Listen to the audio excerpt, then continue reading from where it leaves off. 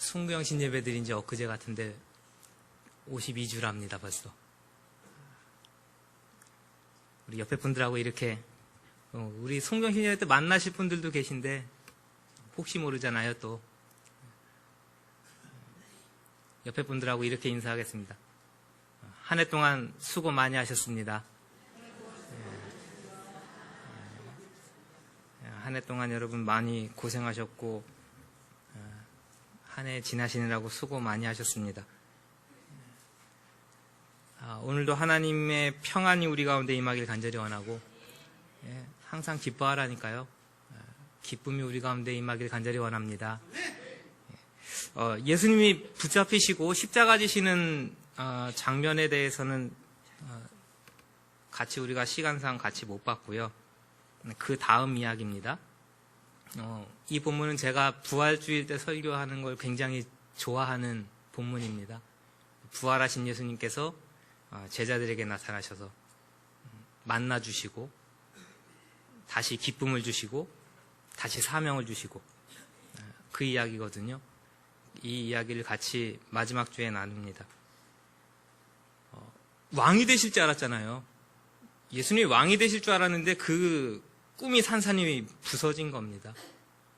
그러면서 얼마나 허무해요. 18장에 가보시면요. 베드로가 나 예수님 3번이나 모른다고 부인해요. 수제자였는데 얼마나 급박했으면 그랬겠어요. 목숨의 위협을 느끼는 겁니다. 그리고 예수님 십자가 지시는 걸 못 견디는 거예요. 그래서 잡으러 왔을 때 칼을 빼서 들고 싸우죠. 대제사장의 종이었던 말고의 귀를 잘라버릴 정도로요. 근데 예수님이 십자가에 죽으시고 모든 게 끝나버렸습니다. 그냥 허무하게. 아주 생각지도 못하게 무력하게 돌아가시거든요. 문제는 로마의 흉악범으로 유대인의 왕이라, 그것은 로마의 체제를 전복하려는 자라 라는 정치범으로 십자가에 달리신 거거든요.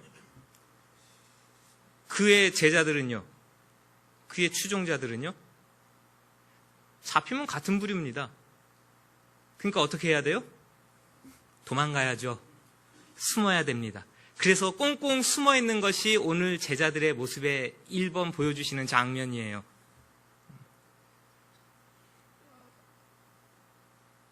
다시 말하면 돌려 얘기하면 간단한 겁니다. 하늘이 무너지는 가슴 아픈 일들, 그렇죠? 속이 새카맣게 타는 속상한 일들 없다고 할 수 있습니까? 1년 살아오시면서 없으시던가요? 많이 우셨죠?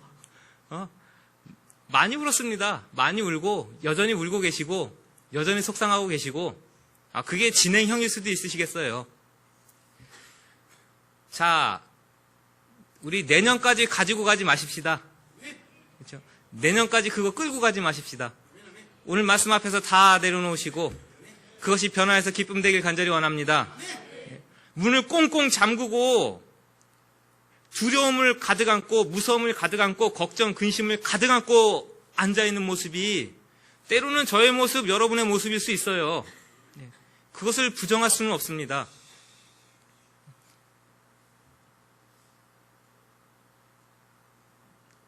왜 두려울까요? 평화가 없어요. 왜 걱정될까요? 평화가 없기 때문에.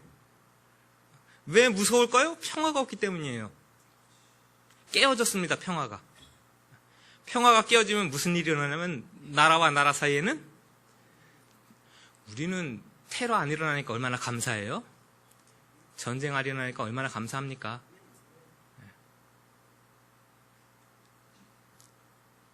평화가 깨지면 나라 가운데는, 가정에서 평화가 깨지면 무슨 일이 일어날까요? 부부 싸움 나지 뭐. 개인 사이에서는요, 뭐 싸움 나고 다툼 나는 거고. 이 평화가 깨어져 있다는 것을 들여다보셔야 되는 겁니다.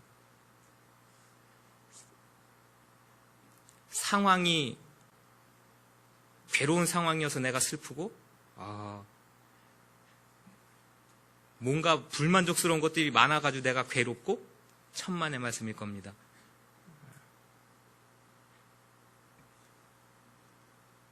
우리 안에 평화가 깨어져 있는데 그것은 어디서부터 왔느냐? 예수님이 안 계신 데서부터 오는 겁니다. 저의 속에, 여러분들의 속에, 우리 교회 안에, 우리 가정 안에 예수님의 마음이 없고 예수님의 모습이 없고 예수님의 생각이 없으니까 평화가 깨진 겁니다. 거기는 분명히 아픔이 있게 되어 있습니다. 거긴 분명히 다툼이 있게 되어 있고요. 그럴 때마다 우리가 스스로를 돌아봐야 되는 겁니다. 내가 왜 이렇게 깨어져서 숨어 있어야 되고, 내가 왜 이렇게 속상한 마음을 가지고 오늘도 앉아 있어야 되고, 내가 왜 이렇게 괴로운 마음으로 이렇게 숨어 있어야 되는가? 이 상황 때문인가? 아니에요. 예수님이 나에게 지금 안 계세요.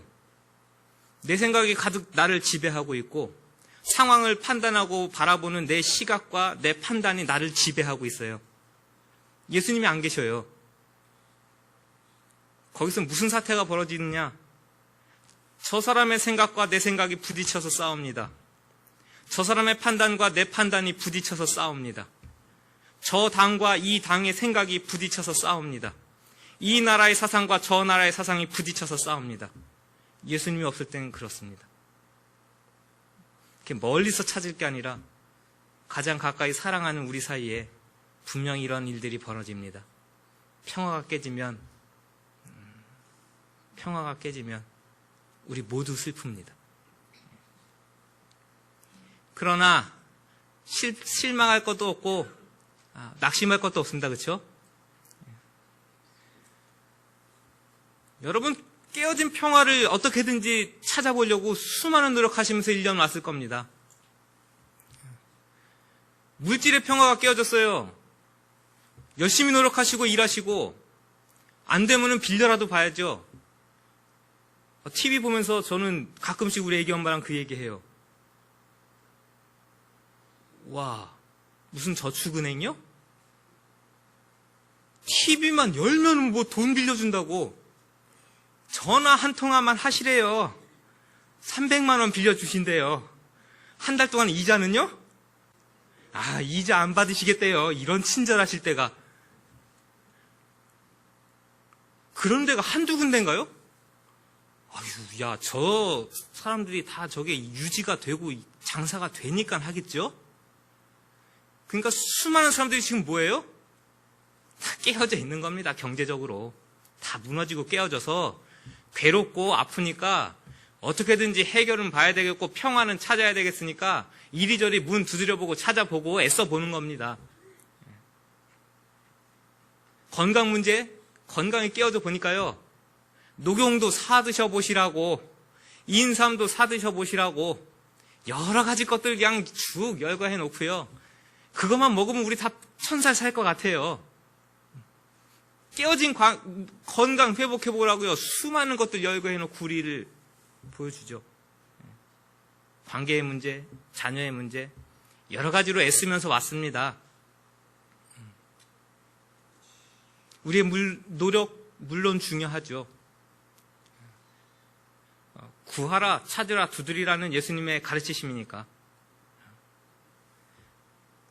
가장 중요한 근본의 해결은 예수님이 저와 여러분 가운데 오셔서 서시는 겁니다.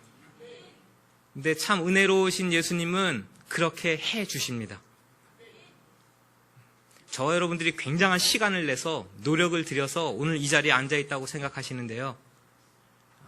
예수님이 우리 가운데 와 계십니다. 무엇 하시려고요? 한 해를 마무리 짓는 이 시간에 저와 여러분들에게 평화를 명하시려고. 전 그렇게 믿습니다. 우리 중심에 모셔야 할 분은 예수님이에요. 교회 문제들 가운데도 예수님이 오시면 다시 해결됩니다. 평화로워져요. 가정의 문제 가운데도 예수님이 오시면 평화로워집니다. 여러분들의 건강의 문제, 마음의 문제, 관계의 문제, 결국 예수님이 계시냐 안 계시냐의 문제이죠.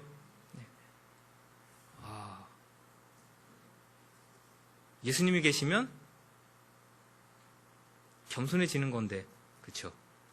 예수님이 내 안에 계시면 온유해지는 건데, 그렇죠? 예수님이 내 안에 계시면 사랑하게 되는 건데, 예수님이 내 안에 계시면 양보하게 되는 것이고요. 예수님이 내 안에 계시면 내 말이 그렇게 거칠 수가 없고요. 예수님이 내 안에 계시면 그의 행동이 그렇게 칼을 빼들고 귀를 자르는 행동은 아니겠죠? 십자가를 거꾸로 지는 행동이니까. 오늘 저와 여러분 가운데 예수님이 오시길 간절히 원하고 이미 예수님의 마음을 우리에게 주신 줄로 믿습니다.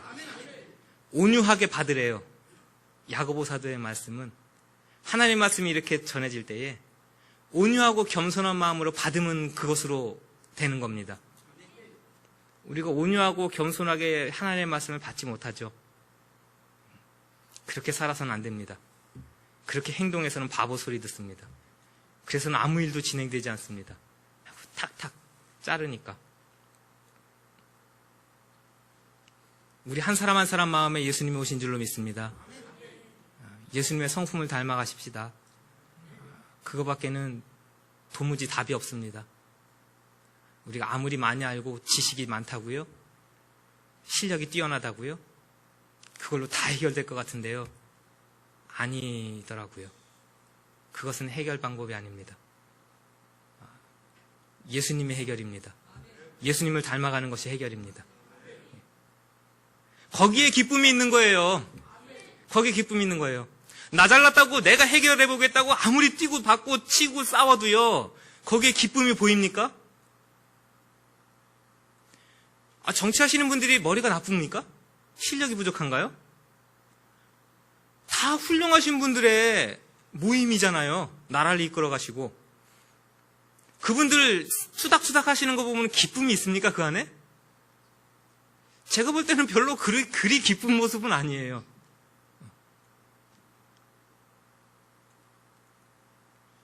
아무리 좋은 생각을 가지고 다투고 싸워도요. 그 방법이 기쁘든가요? 파이프를 던지고 볼트 너트로 새총을 쏘면서 물대포를 쏘면서 그게 기쁜 모습이던가요? 아무리 좋은 생각을 가지고 아무리 좋은 실력을 가지고 서로 붙어도요. 그것은 기쁜 모습이 절대 아니네요. 그렇죠?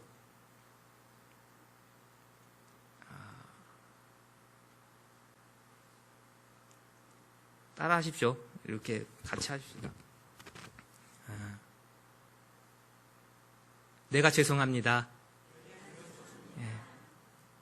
자, 다시 한번. 내가 미안합니다. 예. 다시요. 내가 부족합니다. 예. 이렇게 말하면 지는 것 같잖아요. 지는 것 같잖아요. 바보 같아 보이고요. 근데 그게 예수님의 십자가인 걸 어떻게 해요? 그렇죠? 졌어요. 로마의 힘 앞에 졌어요. 바보 같죠? 그 총칼에 무력하게 당해주세요. 바보 같죠? 그 길을 예수님의 사도들이 동일하게 걸어갔어요. 너무나 바보 같죠? 그래서 여기는 슬픔이 있고 눈물이 있고 괴로움이 있고 눌림이 있을 것 같은데요. 하나님의 나라는 그런 게 아니에요. 예수님이 오실 때 기쁨이 임했고요. 그 기쁨 가지고 사역하면서요. 그 기쁨을 전 세계에 전해주고 있는 거예요.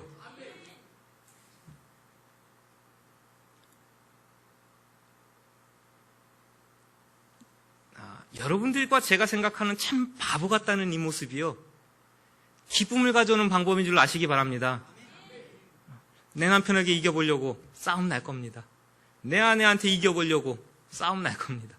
내 자녀들 내 마음대로 어떻게 해보려고 되실 것 같습니까? 고종환 사모님이 저를 맴매 때리던 건 중학교 이후로는 끝났습니다. 제가 더 사모님보다 키가 큰 그 순간부터는요. 아무리 빗자루를 들고 너 이놈의 새끼 이리 와 해가지고 맴매를 때리려고 그래도 어머니 왜 이러십니까? 딱 잡으시면 그땐 끝입니다.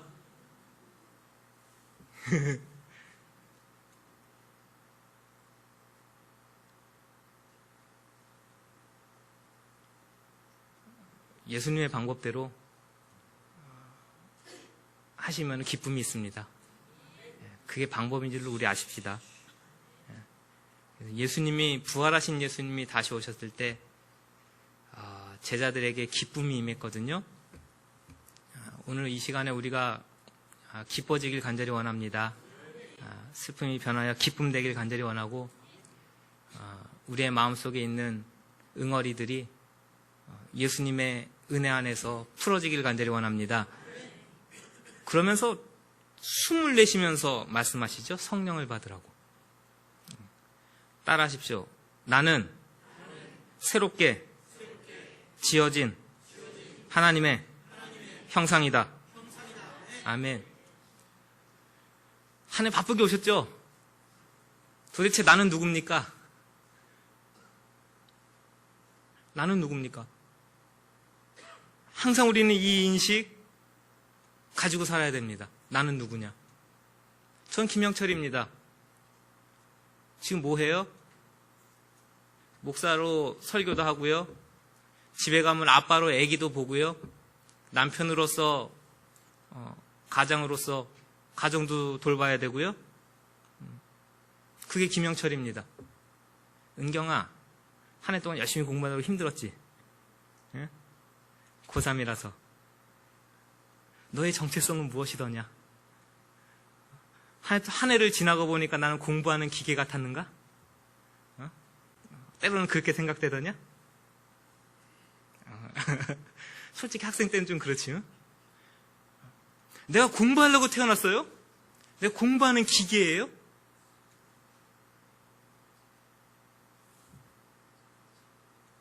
여러분들은 어떻게 한 해를 지나오신 겁니까? 무슨 정체성으로? 나는 도대체 누구냐? 나는 무엇을 하면서 이 세상을 살아가고 있느냐? 숨을 내쉬면서 제자들에게 다시 말씀하시는데 성령을 받으래요. 뭐하고 딱 겹쳐 보이는 거냐면 창세기에 아담을 지으실 때요. 흙으로 조물딱 이렇게 만들어 놓고요. 뭘 하세요? 코에다가 바람을 부르셨어요. 후 하나님의 바람, 하나님의 영, 그걸 코에다가 불어 넣으신 거예요. 후. 요한복음이 제자들에게 나타나신 예수님이 너희들 성령을 받으라, 그렇게 말씀하셨어도 전혀 문제 없어요. 근데 꼭 뭐라고 적어 넣으셔요?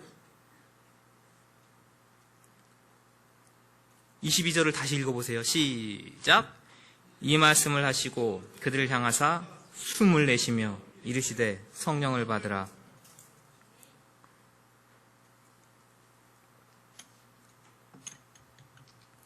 새 창조의 이미지죠. 저와 여러분들은 하나님의 형상으로 부활하신 예수님을 따라 사는 새로운 형상, 새로운 피조물로 창조된 자들입니다. 우리가 이 인식을 자꾸 잃어버리니까 내가 살아나죠. 우리가 이 마음을 잊어버리니까 자꾸 내가 살아납니다. 내가 예수님의 형상을 입은 자인데, 내가 예수님의 형상을 따라 새롭게 지음받은 자인데, 이 모습이 없으니까 때로는 아픔은 두려워서 숨고요. 누군가 나를 위협하면 괴로워가지고 도망가고요. 내가 하나님의 형상이라는 하나님의 새로운 창조물이라는 인식 없이 살아가니까 그저 하루하루 살아가는 것에 의미를 부여할 수가 없습니다. 다시, 나는 하나님의 새로운 창조물이라. 여러분들은 예수님 닮았습니다. 싫으셔도 할 수 없어요. 따라하십시오. 나는 예수님 닮았다. 그렇게 인식하시고 자꾸 닮아가시는 겁니다. 남들은 안 닮았다고 손가락질 할 거예요. 당신이 그러고도 예수 닮았다고 할 수 있느냐? 그래서 우리는 매일 이렇게 예배 자리에 앉아 있는 겁니다. 목사도 여러분들도요. 그렇게 매일 닮아갈 수밖에 없어요. 그 안 닮은 데 자꾸 깨부수면서 예수님 닮아가는 모습으로 서는 겁니다. 그 사람들이 가진 사명을 23절이에요. 너희가 누구 죄든지 사하면 사하여질 것이고 누구 죄든지 그대로 두면 그대로 있으리라. 성도는요, 교회는요, 요 사명 가지고 살아가는 거예요. 그렇죠?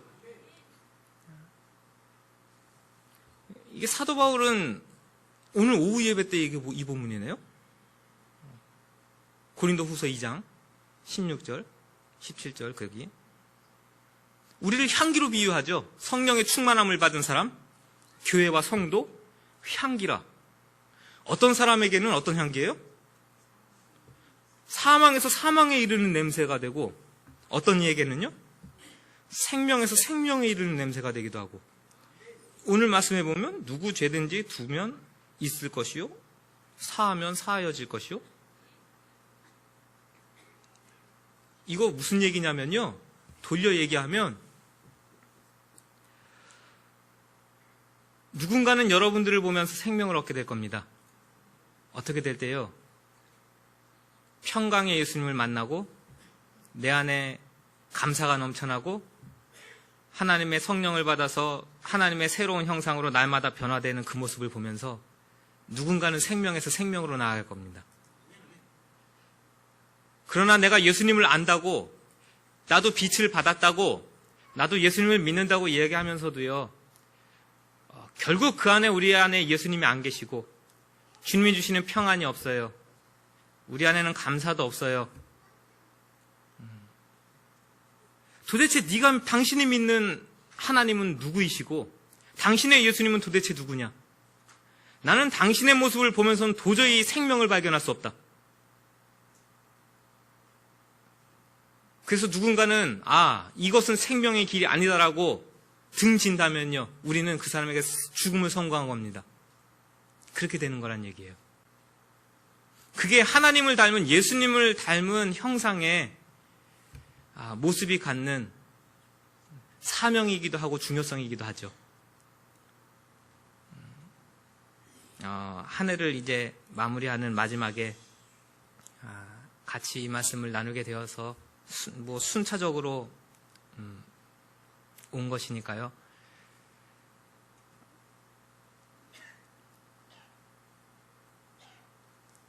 날마다 예수님을 모시는 연습을 하십시다. 그래서 우리 말씀 보자고 하는 겁니다.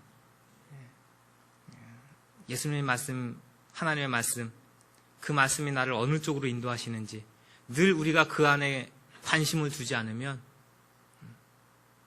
예수님이 내 안에 자리 잡는 것이 아니라 다른 수많은 것들이 내 안에 자리 잡게 됩니다.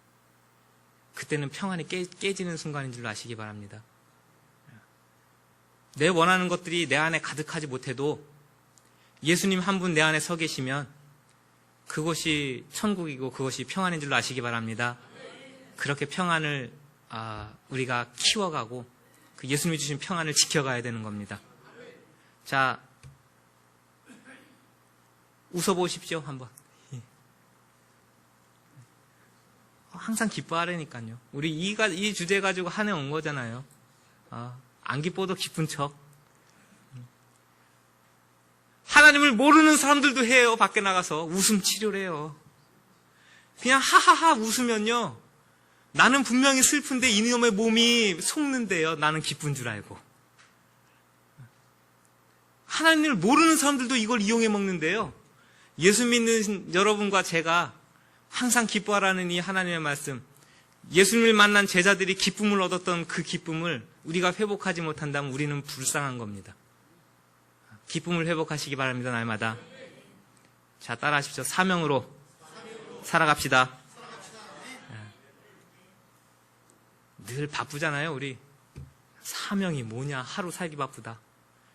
이렇게 넘어가는 삶들에서 우리는 조금 이제 나는 새롭게 창조된 예수님의 사람, 빛을 비추는 사명으로 산다. 이 사명의식으로 살아가는 삶 되십시다. 그래서 한 해를 평안함으로 기쁨으로 마무리하시고 새해는 더 열심으로 사명으로 우리가 살아가는 2016년도를 기쁘게 열어가시길 간절히 원합니다. 같이 한번 기도하시겠습니다. 주님, 2015년도를 시작한다고 한 지가 엊그제 같은데 벌써 이렇게 52주째 마지막 주일날 아침을 맞이합니다. 얼마나 시간은 빨리 갔는지 모르겠습니다. 얼마나 많은 일들이 있었는지 모르겠습니다. 주여, 우리 가운데 평안치 못했던 것들이 있습니까? 기쁘지 못했던 일들이 있습니까?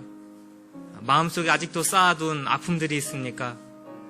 그 가운데 예수님 오늘 우리에게 오시길 간절히 원합니다. 주님 오셔서 그 모든 괴로움 가운데 아픔 가운데 평안을 명하여 주옵소서. 우리 깨어진 육신 가운데 하나님 치유의 은혜를 부어주시고 우리 깨어진 심령 가운데 하나님 치유의 손으로 만지시길 간절히 원합니다. 우리 가정의 아픔 가운데 오셔서 하나님 치유의 손으로 만지시길 간절히 원하고 주여 이 나라 민족 가운데도 하나님의 평강을 부어 주옵소서. 우리가 기쁨을 회복해야 되겠습니다. 혹여 슬픈 일들이 있습니까?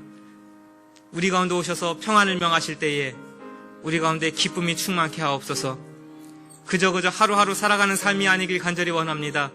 예수님을 닮아가는 삶으로 빛을 비추고 생명을 살려내는 사명감으로 소명감으로 우리가 그렇게 한 날 한 날 살아가도록 우리의 삶 가운데 하나님의 은혜를 날마다 부어 주옵소서.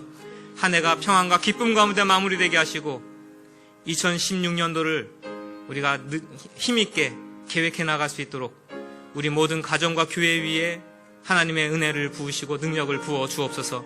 예수님의 이름으로 기도하옵나이다. 아멘.